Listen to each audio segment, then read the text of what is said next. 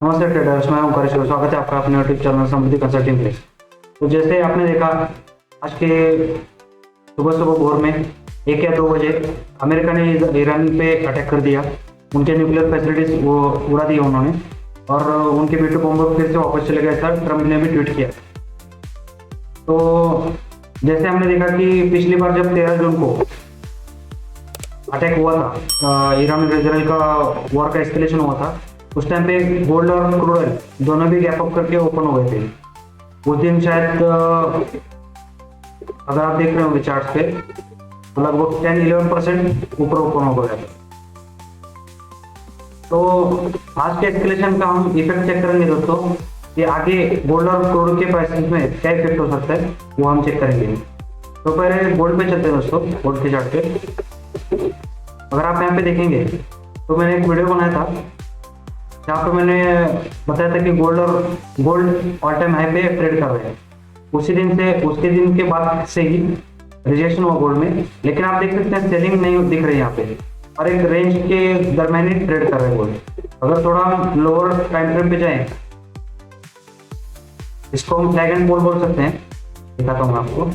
Flag बनाया और ये पोल बनाया और ये फ्लैग बनाया।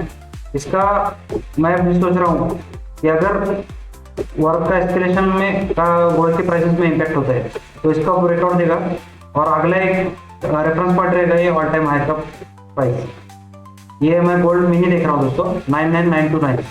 अगर हम मेन गोल्ड का भी चार्ट देखें तो उसका भी अगर हम ऑल टाइम हाई चेक करेंगे तो उसका 1,01,78 रुपये ये ऑल टाइम हाई प्राइस है। तो ये हमें देखना पड़ेगा दोस्तों कि कैसे ट्रेड करता है गोल्ड। मुझे लगता है कि इसका ब्रेकआउट देके ऊपर जाने का चांसेस अभी बढ़ गए हैं दोस्तों, और इस रेफरेंस पॉइंट पे ऑल टाइम हाई पे क्या करता है गोल्ड, उस पर हमें ध्यान देना पड़ेगा। अगर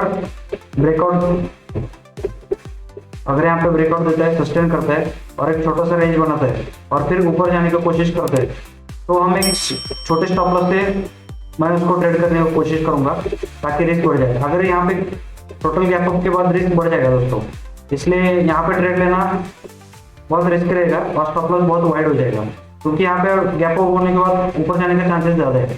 तो यहाँ पे स्टॉप लॉस लेवल रहेगा इतना बड़ा, तो यहाँ पे ट्रेड लेना नहीं बनता। जब यहाँ पे अगर ऐसी कैंडल बनती है कल के दिन पे और यहाँ पे साइडवेज चला जाता है, तो ब्रेकआउट पे ट्रेड करने का चांसेस हम ले सकते हैं। तो ये तो हो गया गोल्ड मिनी का दोस्तों। अगर हम क्रूड ऑयल में देखेंगे, क्रूड ऑयल में बहुत दिन से, जैसे उस दिन गैप अप हुआ था पहले वॉर के शुरुआती दिनों में 13 जून को, उस दिन के बाद से कंटिन्यूसली साइडवेज ट्रेड कर रहे हैं, और यहाँ पे एक असेंडेंट ट्रायंगल बनता हुआ दिख रहा है दोस्तों क्रूड ऑयल में। ये क्रूड ऑयल मिनी का चार्ट है। अगर यहाँ पे देखोगे, मैंने एक ट्रेड लिया था बीच में, यहाँ पे ब्रेकआउट का ट्रेड लिया था, लेकिन वो सक्सेसफुल नहीं हो पाया। ब्रेक इवन पे मैं यहीं पे निकल गया। अगर आप अभी देखोगे तो ब्रेकआउट जो रेजिस्टेंस लेवल है वो सस्टेन कर रहा था क्रूड ऑयल।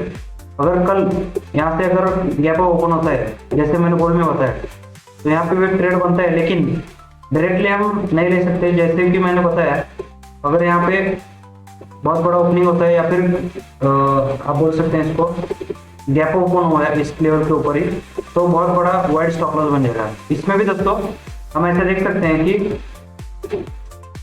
कैंडल बन गया, एक साइडवेज रेंज में चला गया, या फिर साइडवेज जाके एक पुल बैक दिया, और जो पहले का रेजिस्टेंस लेवल है ये, इसका लगभग प्राइस रहेगा,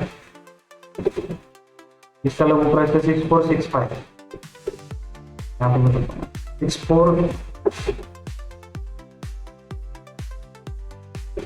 6465 रहेगा प्राइस। यहाँ पे पुल बैक देता है और फिर पुल बैक लेके फिर ऊपर जाने की कोशिश करता है, तब भी एक ट्रेड हो सकता है, या फिर साइडवेज का ब्रेकआउट देने के टाइम पे 1-2 ट्रेड अपॉर्चुनिटी यहाँ पे बन सकते हैं।